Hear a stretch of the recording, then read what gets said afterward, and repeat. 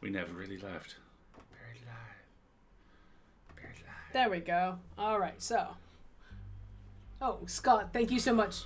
Thank you, Scott. Thank you, Scott, for admitting you are an old. I don't. Okay, I'm sorry. we're all good in there. Classic. Classic. You're a classic. Absolutely. All right. Previously on Scarlet Hollow. Kong. Before you do that, I'm just checking chat. How are we doing game volume wise?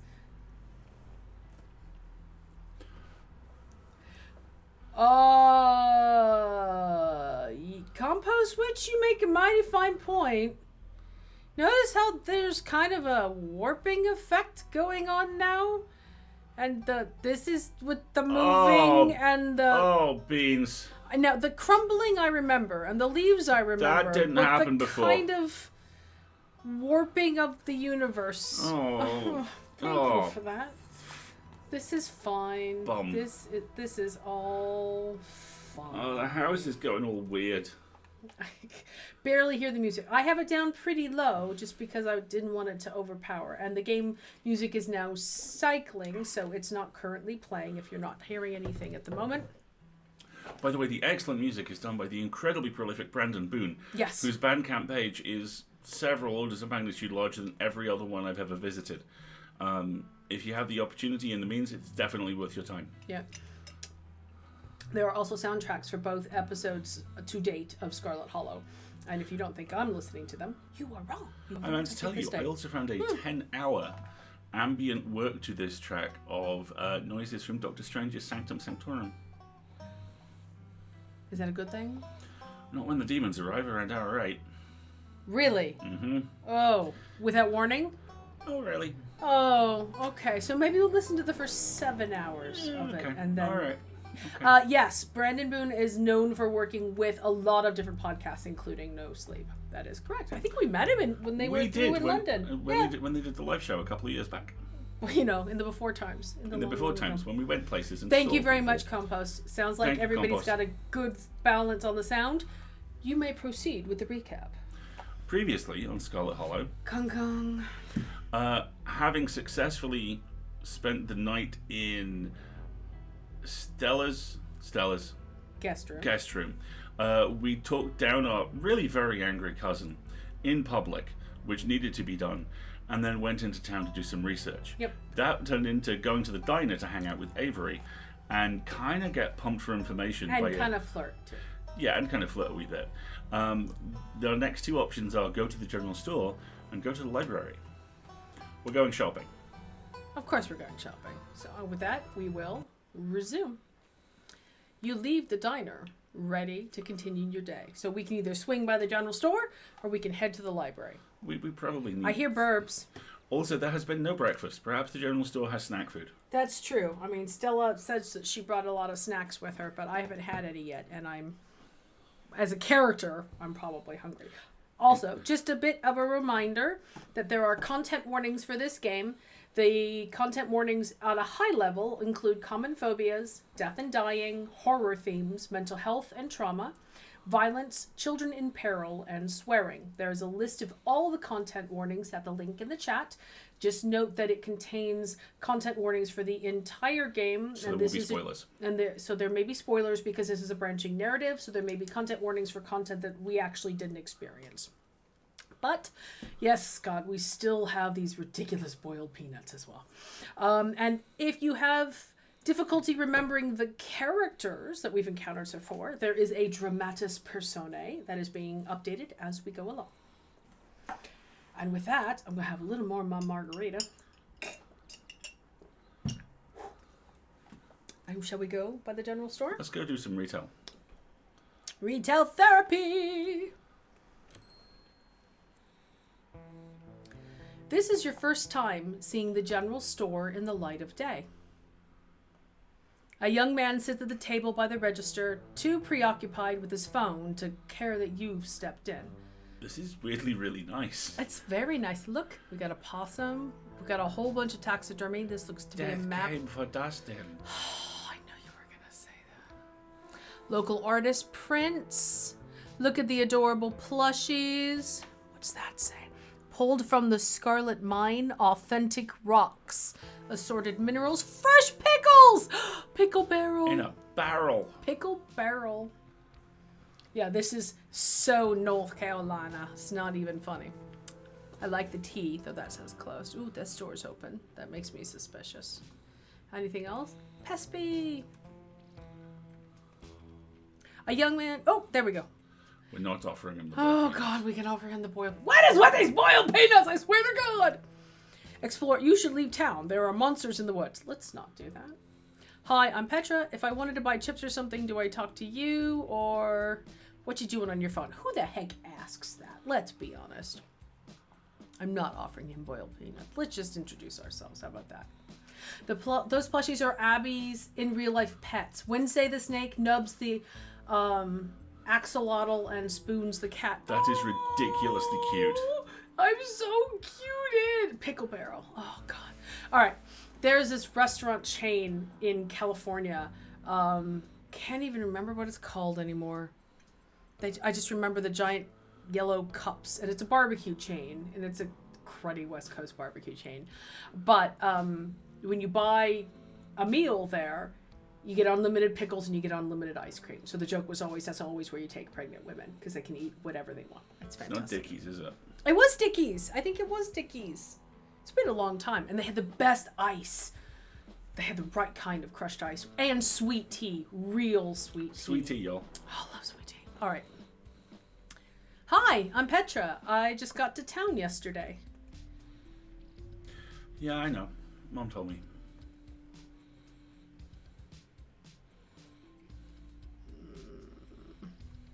What's your name? Miles.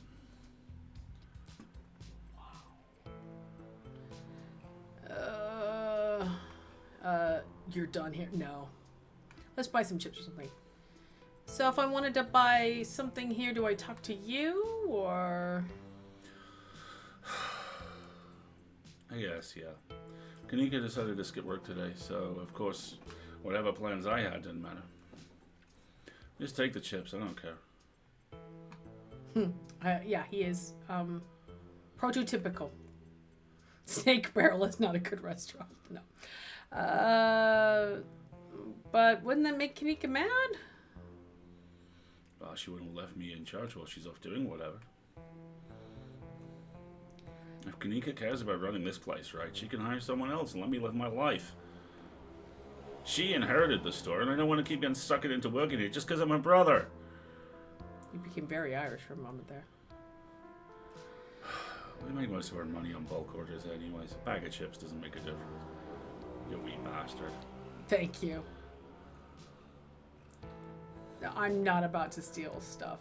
I'm not gonna steal, thanks. Have it your way.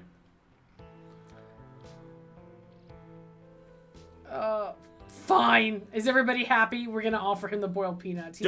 He's just gonna be like, you're disgusting, get away from me.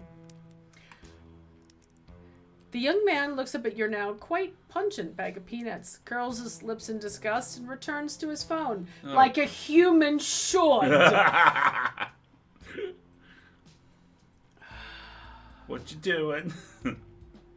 I'm not telling him there's monsters in the woods. No, I think we're done. And let's just ask. What you doing on your phone? Games. You probably haven't heard of them. Oh God, he's a hipster gamer. Great. Yeah. Okay. Like pulling teeth.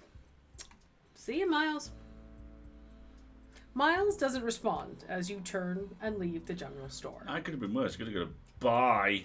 Yeah, I was expecting a whatever. I didn't get any snacking morsels. I'm very disappointed here. Ooh, look, there's donuts too. Man, we could have had donuts. Boiled peanuts do not improve with age. Miles doesn't respond as you turn and leave the general store. I think it's time to go to the library. I hear many burbs. I heard birds. I do not know if they are burbs, but they sound small. Because that is science. That is science. Science, isn't it? Oh, pretty. Reading adventure. That's really grim. Ah. You enter the former town hall.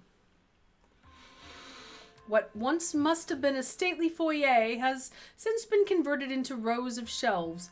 Meeting rooms and offices long ago gave way to assorted reference collections and reading areas. Oh, hey, you made it! Settle in with Stella and Kanika, or shush Stella, and point at all of the books before heading over to her table. I'm not about to shush somebody in their own town library. What kind of bad manners is that? Yeah, right? I'm exactly there, Scott. What is this picture? I'm like... That is a man I'm choosing to believe being carried from a forest fire, not towards one. He is currently tied to an iron beam and there are small children cavorting around him. So I'm going to try not to interpret the Wicker Man mining town vibes here and just go on with... Yeah, it's very not ADA compliant unless there's an elevator in the back somewhere. Agreed completely. Picture a world where OSHA does not exist. Really? Yeah. Okay. Let's settle in with Stella and Kanika. I'm not going to shush them if that's rude. You head over to Stella and Kanika's table and settle in. Glad you found the place. Hey, Petra. You look tired. You can't just tell someone that they look tired. Snitch on Miles. It was hard. Snitch on Miles? I don't want to snitch on Miles. That's rude. Also, very racist. Yeah, exactly. Should we echo Gretchen? Kanika, you just can't tell someone they look tired. But, I mean, Kanika can tell someone they look tired. She wants to. I'll sleep when I'm dead. It was hard to fall asleep last night. That seems like a good neutral one. Yes, this is a nice neutral. Let's not piss everybody off and, be a snitch. Yeah, it was pretty hard to fall asleep last night, all things considered. With all of those dreadful creatures in every nook and corner, it's a wonder you got even a wink. I can't say I got a wink myself. Yeah, same. Anyways, I guess we should get started. Hey there, strangers. Who is that? And he has an adorable bow tie. I adore him. And literal stranger. No! Stop with the peanuts! Oh my gosh, you're killing me. Let's introduce ourselves, shall we? Hello, Professor Dad. Yes, right? I know. Wow. Hey, I'm Petra, Tabitha's cousin. I'm in town for the funeral. Oh, I should have known you were a Scarlet. You look so much like Vivian. Not that I knew her very well. I was still a little kid when she left. Well timed, Tealding. But that Scarlet resemblance, it's strong. Dude. I'm sorry. I'm Oscar Gutierrez, Chief Librarian, and only librarian. Oh, I feel your pain, my dude.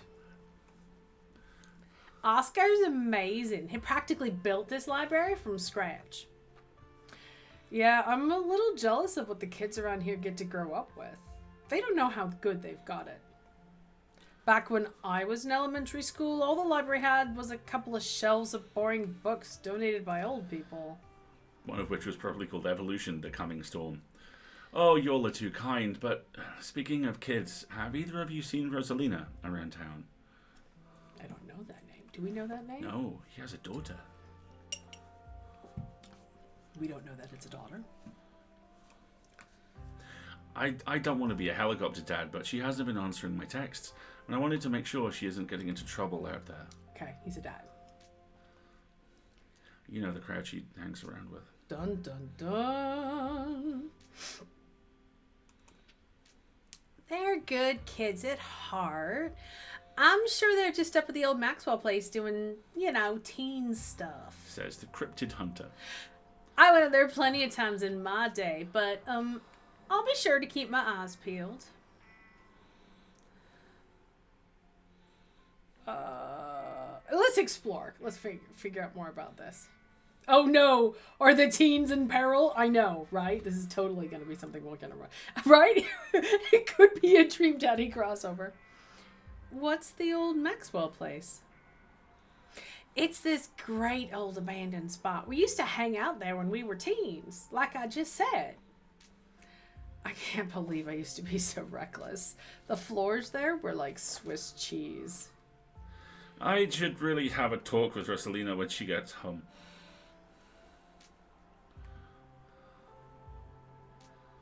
God, I sound like an old if I say I don't like the thought of teens getting out in the woods with the ditchlings. Mischief. Oh my gosh, please.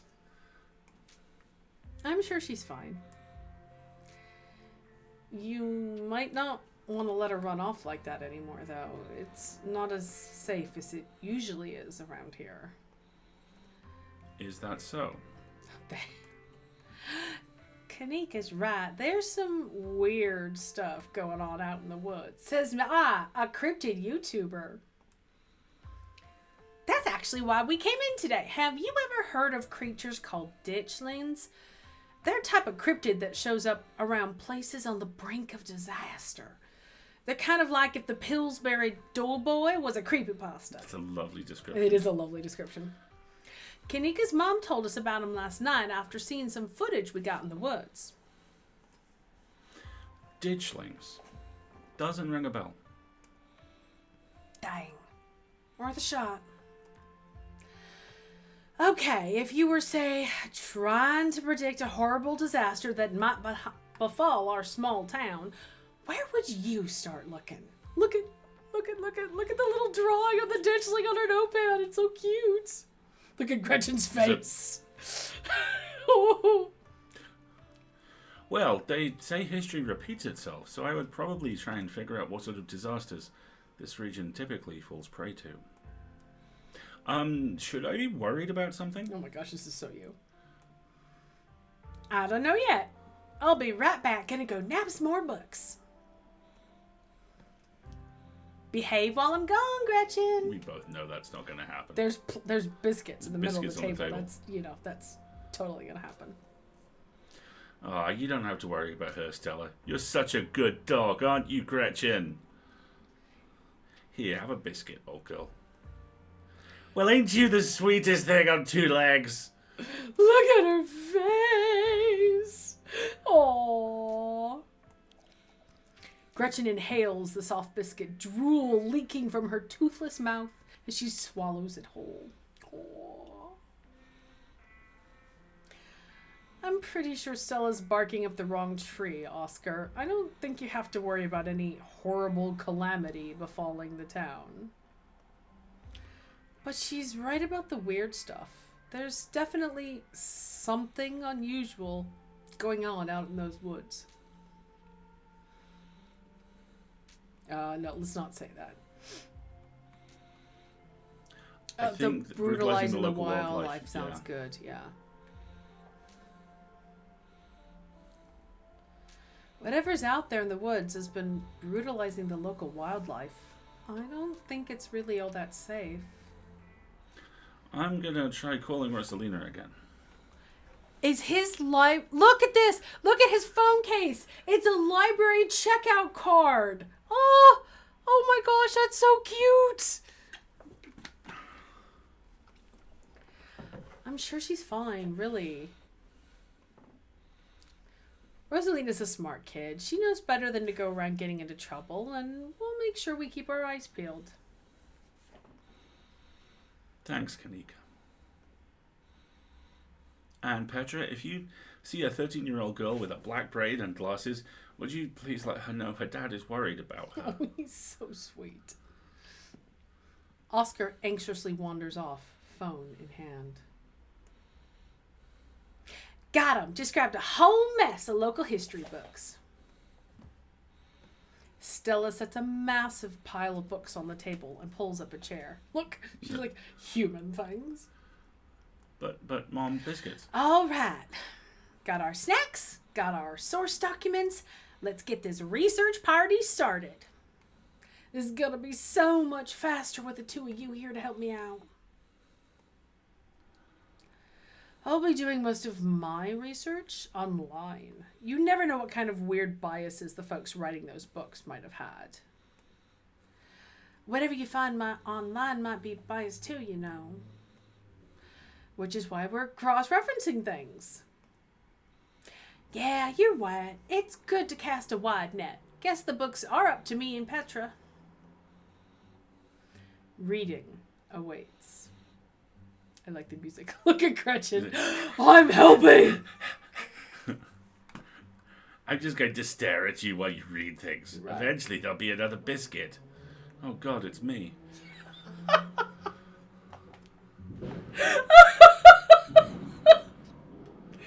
Oh, honey. I love you. I love you too. Explore. Flip through Veins of Scarlet, a history of the Scarlet Hollow coal mines. Silas Scarlet, soldier, woodsman, leader. Ooh. Appalachian folk monsters, or reading is for suckers. Let Kanika and Stella do the work for you. Let's hit up Appalachian folk monsters. Yeah. Or let's save that for last. Because that's where the plot's going to be. All right, let's hear about Ancestor Dude. Racist McGillicuddy, town leader. Silas Everett Scarlet was born to Colonel Everett J. Scarlet in 1818, one of 12 siblings. He grew up in eastern Northern Carolina during a tumultuous time in the state's history, and not much is known about his life before he joined the Army in 1836. He quickly rose through the ranks, in part due to his father's connections, but also due to a particular ruthlessness for which he received the nickname Bloody Silas Scarlet. Well, that's nice. Yeah, that's cool. That's useful. Cool. The federal government granted the now Captain Silas a tract of bounty land in exchange for his services in the Indian War. Great. And he settled into the hills of North Carolina in 1841. That land would become Scarlet Hollow. Yeah, I'm with you, Goblin. Nice dude. Sarcasm.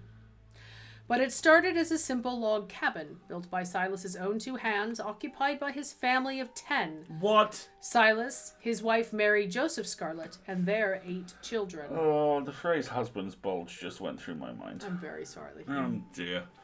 All right. Content warning, oldness. Old-timiness. Yes, exactly. Logging business brought many workers and fellow landowners to the hills, but it wasn't until Silas discovered rich seams of coal running underneath the entire region that Scarlet Hollow was really put on the map. He saved what he could and bought the surrounding hillside at a great discount, cleverly hiding what he knew about the land's true value. Oh, great fraud. Thus he had all the resources to found Scarlet Hollow's now famous coal mine. Yeah, stand up, dude. You're finished with this one. Damn right I am. Yeah, content warning, 1800s white Southerners. Very content much warning, so. y'all.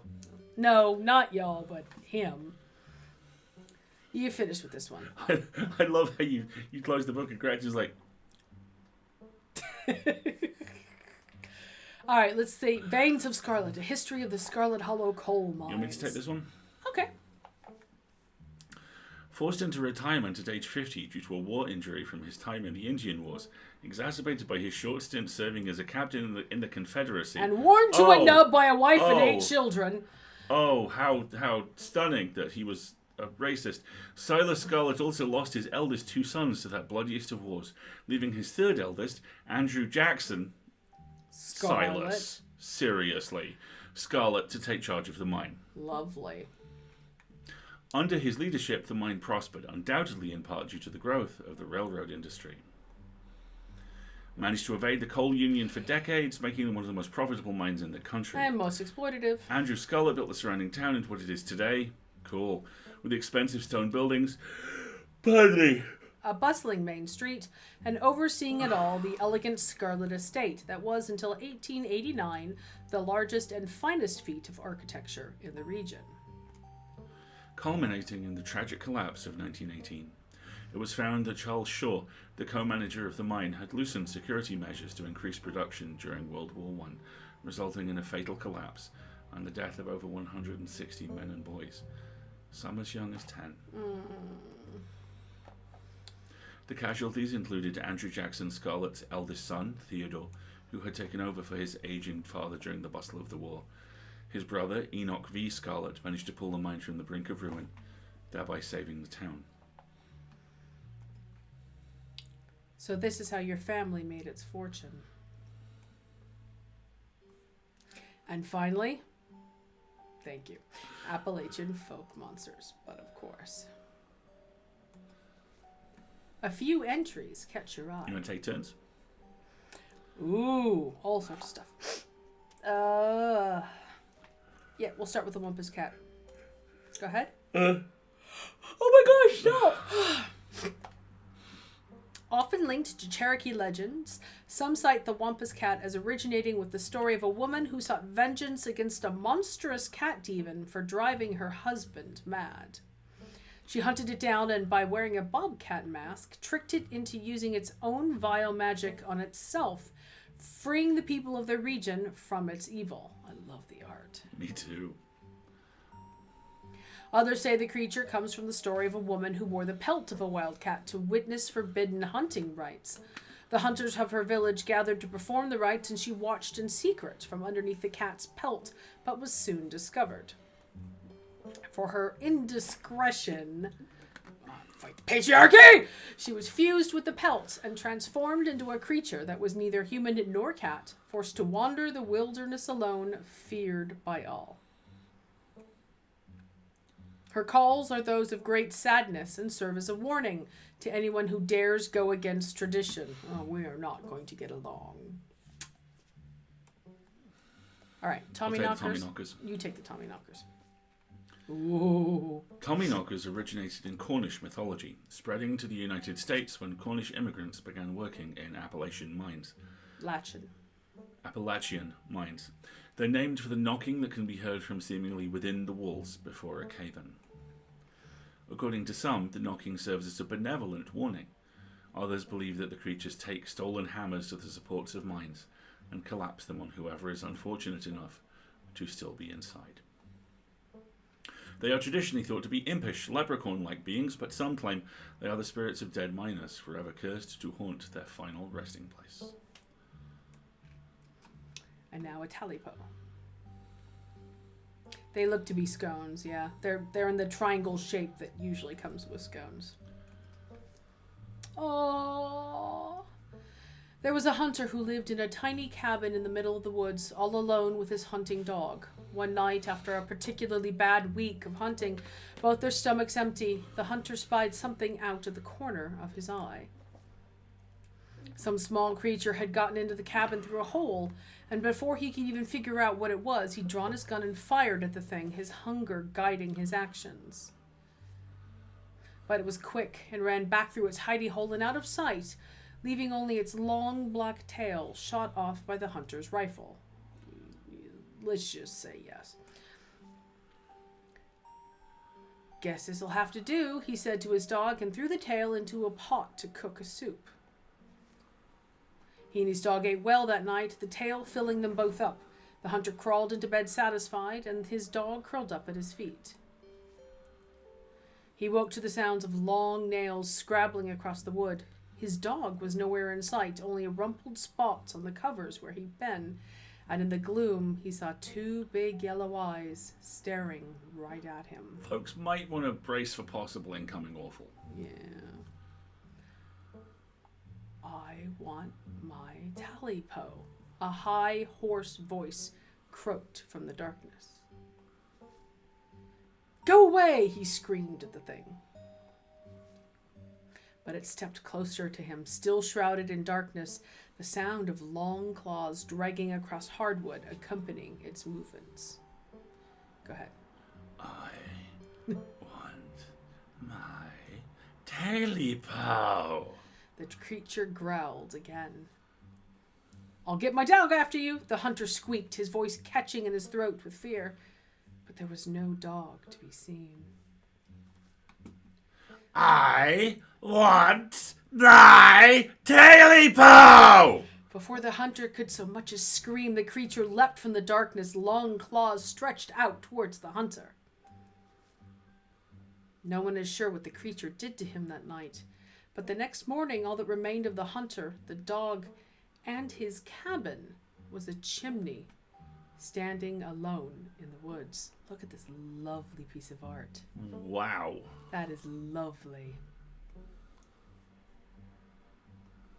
And we close the book with a resound thump. Good. Okay. You close the book and put it back and leave the library and get your coat and run.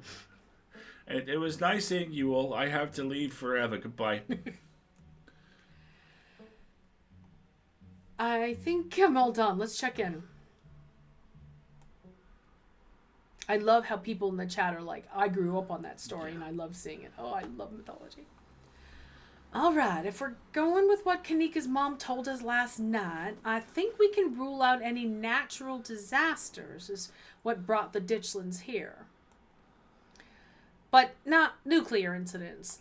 Looks like our state has a history with those. What about y'all? Find anything?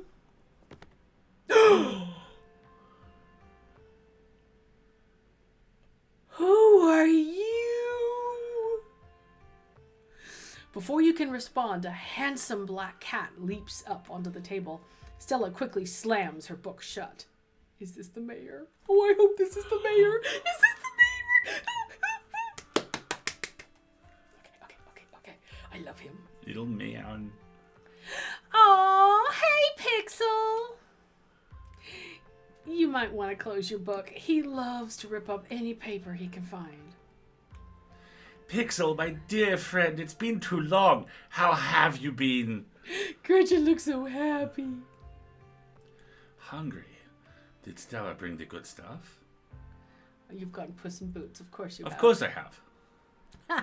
Don't worry, little guy. I didn't forget your treats. Ah, fantastic. Snack time.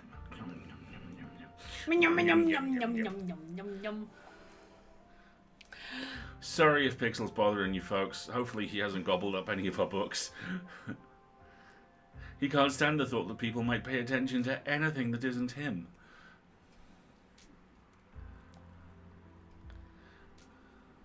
Oh, let's talk to the cat. Yeah. Hey, Pixel. What do you think about the monsters we saw in the woods? I'm an indoor cat. I don't know nothing about no woods. I just hang out in the library, especially now that our house got haunted. I'm sorry, what now? I'm sorry, what now?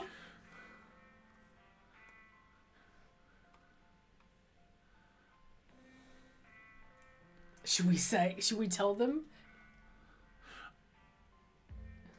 Yes. Pixel says your house is haunted? What's up with that? How did you know? I'm sorry, what? I guess Petra's either psychic or she can talk to animals.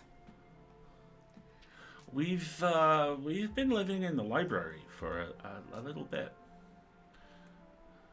It's been great. Way more snacks. Way more scritches.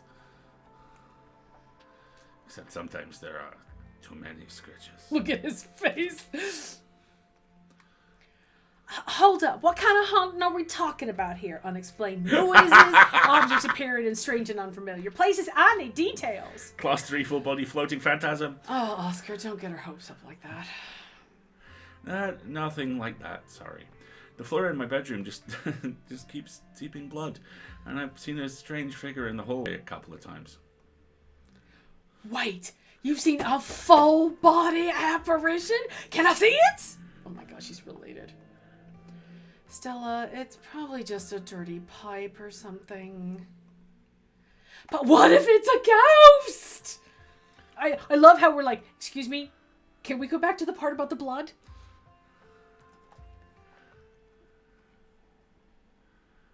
It's totally a ghost. Let's go bust it.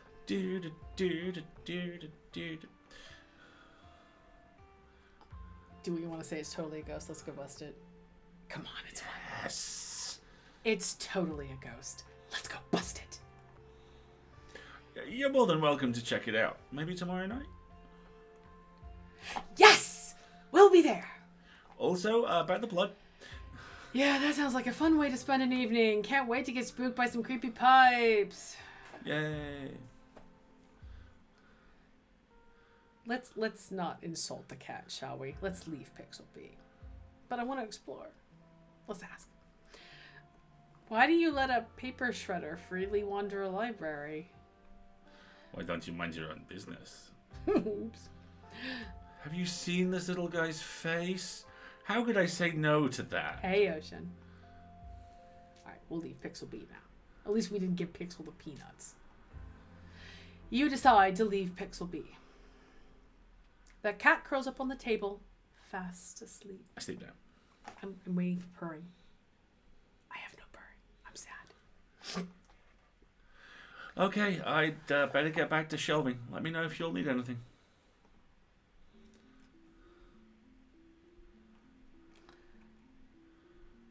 Why would we think there's a cult here? What the heck? Oh my gosh, there's so many options! So many options!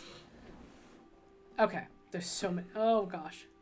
Let's talk about the books last. Yeah. Let's nuclear incident sounds like a good place. Because he's totally not eavesdropping.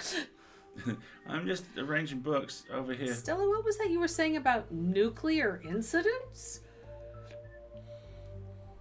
You were talking about that Goldsboro thing, right? Yeah, apparently in the 60s, a B-52 carrying a live warhead broke up mid-air and dropped a couple of bombs. I need to turn the music down for us for a moment. That kind of actually happened. Fascinating bit of history there. The first of the two bombs landed upright after its parachute got caught in a tree. Thankfully, it didn't go off.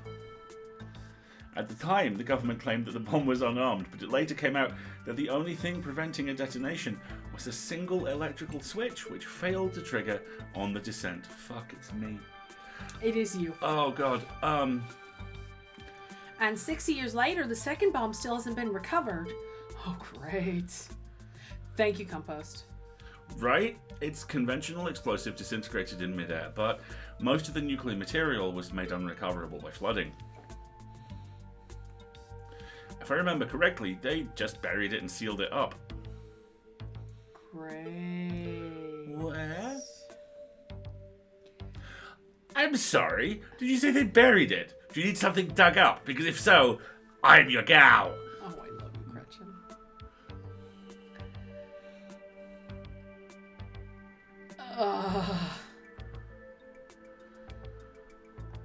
I don't think disarming nuclear bombs is part of our skill sets. Absolutely not. Also, Goldsboro is almost 400 miles from here. I think we're good. I'm just saying, you never know with radiation. Getting dangerously close to Nicki Minaj's cousin with this conversation. We actually know quite a bit. It just melts you. It doesn't make monsters. And a 60-year-old bomb isn't going to explode on its own hundreds of miles away and kill us here. You never know. There could always be a whole underground society of bomb-worshipping mutants just waiting to blow it up. I've literally seen that movie. So have I. I've missed this.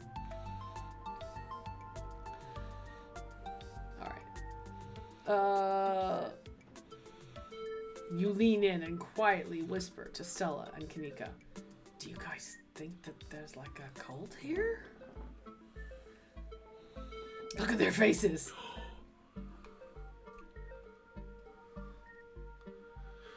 Maybe the ditchlings were like summoned? The cops weren't suspicious, they were just crap. Yeah. Maybe the ditchlings were like summoned as part of a ritual or something like that? Seems unlikely. Okay, good.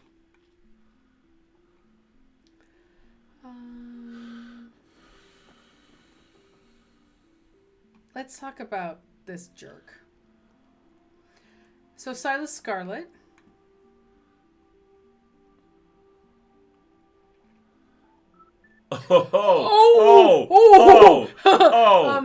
Wow. Wow, there are some very interesting options here. Running the gamut from the Mother Jones answer to the Fox News answer here.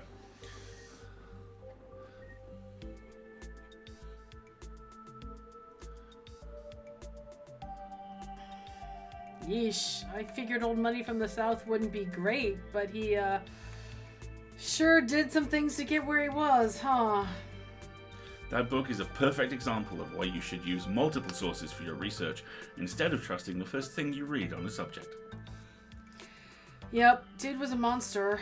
The mines made a lot of money during the Civil War, too, and you can probably guess which side a North Carolinian business owner would be working for. Sorry you're related to him.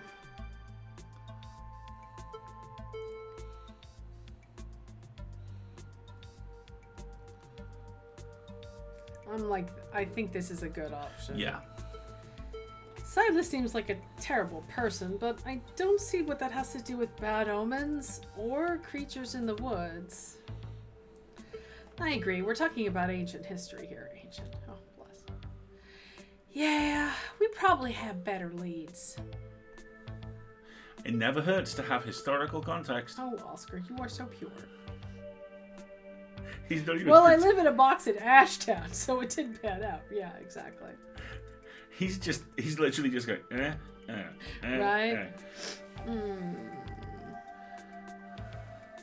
So about the coal mines, then. Kanika visibly shudders. I get cold sweats just thinking about being in a place like that. I feel for the guys who work up there. I could never. Speak for yourself. I love a good crevasse. Okay, that was an entendre. Let's just move on. Moving on.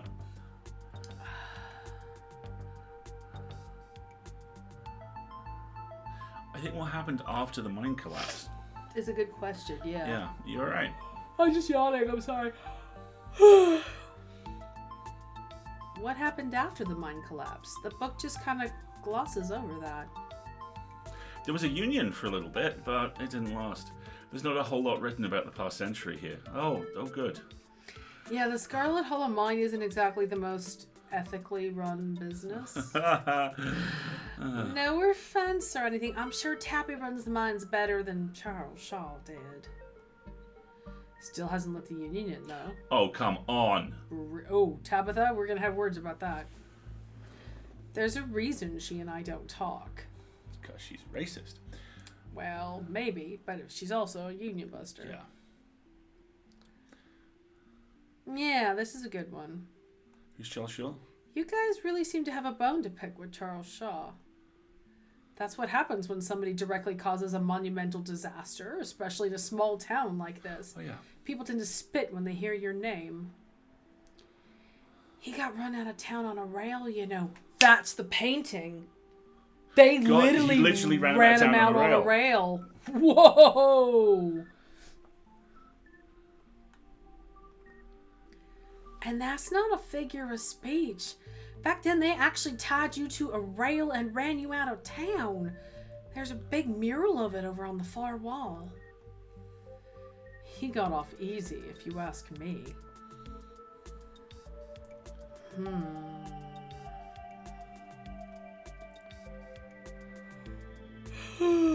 Excuse me. A union-busting mine collapsed from poor working conditions. I mean, color me shocked. Right?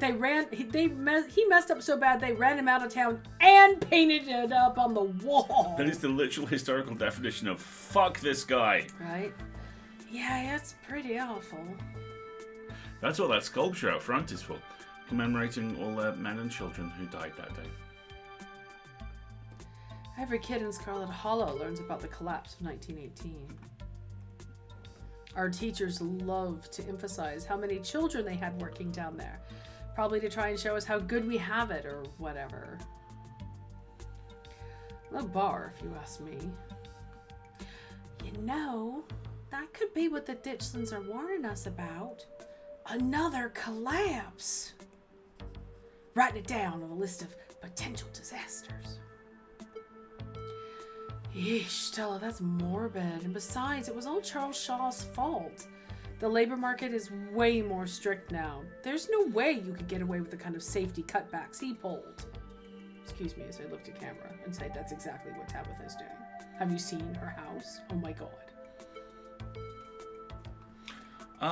You don't actually think the mine is about to collapse, right? No, I don't think so. Phew, had me worried there for a second. I hate to give Tabitha any credit, but the mine is far safer now than it was back then. Still, what a horrible thought. You never know. Oof.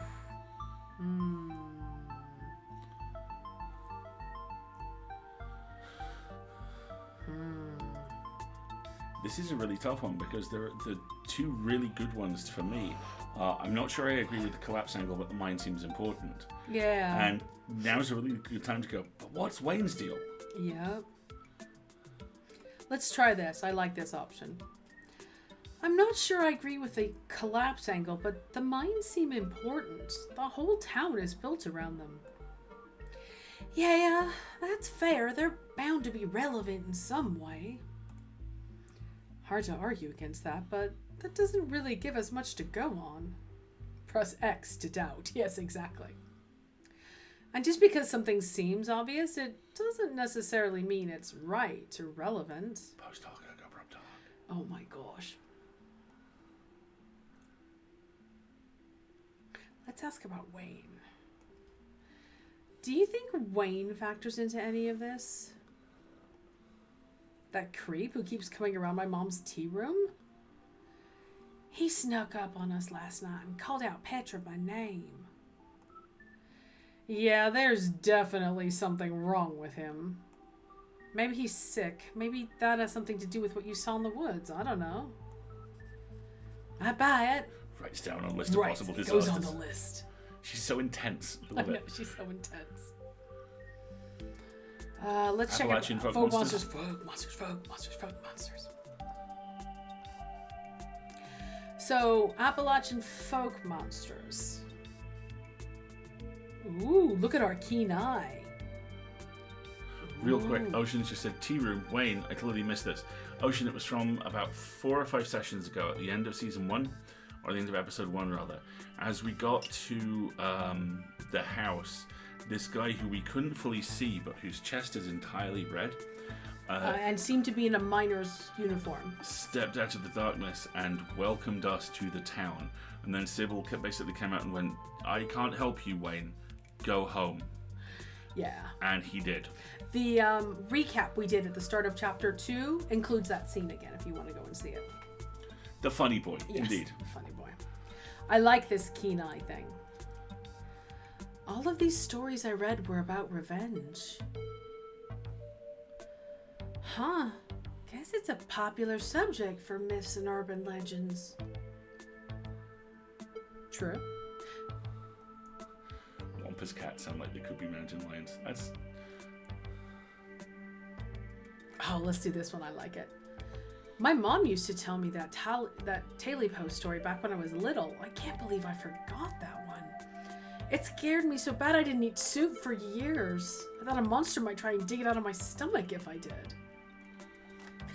I love that one. There's this old chimney in the woods that I used to think was the chimney from the Talipo, the one that was left after the thing did whatever it did.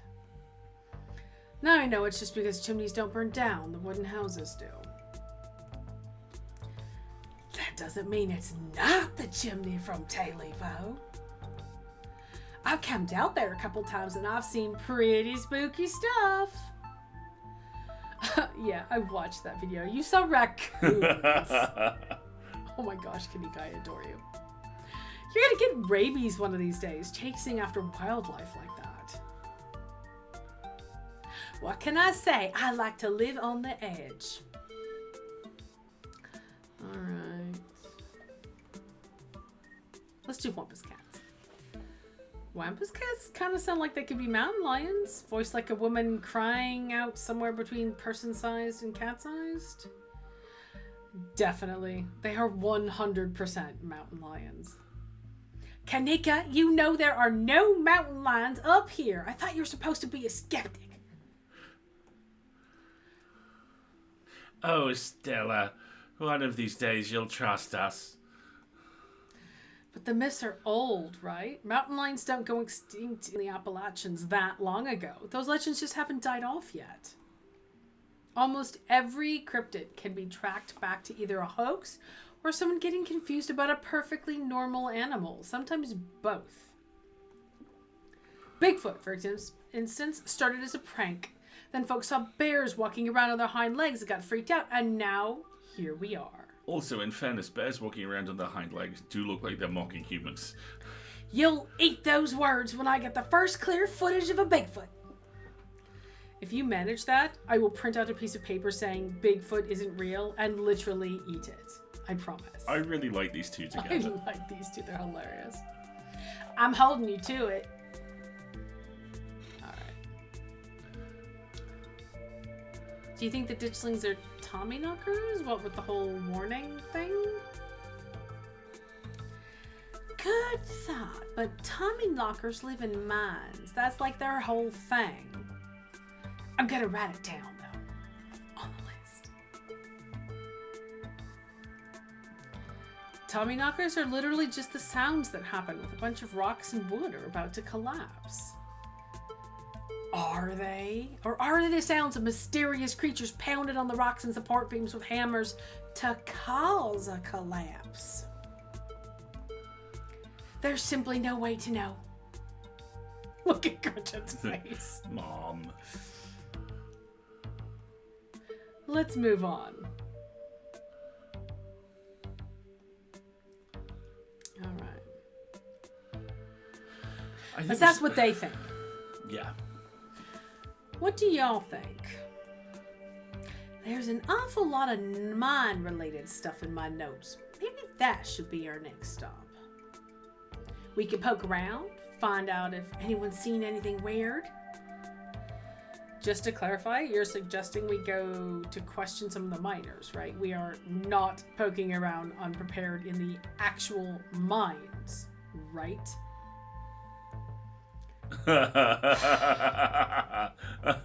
Right? Yeah, total 100. 100%, I would never. We don't even have a good reason to go down there. Good. Let's keep it that way. You know how I feel about mines. I promise, Neeks. We're just gonna question some of the miners. Oh, no, that's all. I promise, Neeks. We're just gonna question some of the miners. And if that question gives us a good reason to poke around, say a cool abandoned coal mine, then we'll cross that bridge when we come to it. You can cross that bridge when we come to it. I am not going underground. I'm just messing with you. We'll stick to the surface. She is lying. Okay, good. And hopefully we can find out what happened to Wayne while we're at it. This, by the way, folks, this is absolutely the X-Files reboot I want. She's a Deep South cryptid YouTuber. She's a Deep South professional scientist and skeptic. They poke stuff and run. They poke.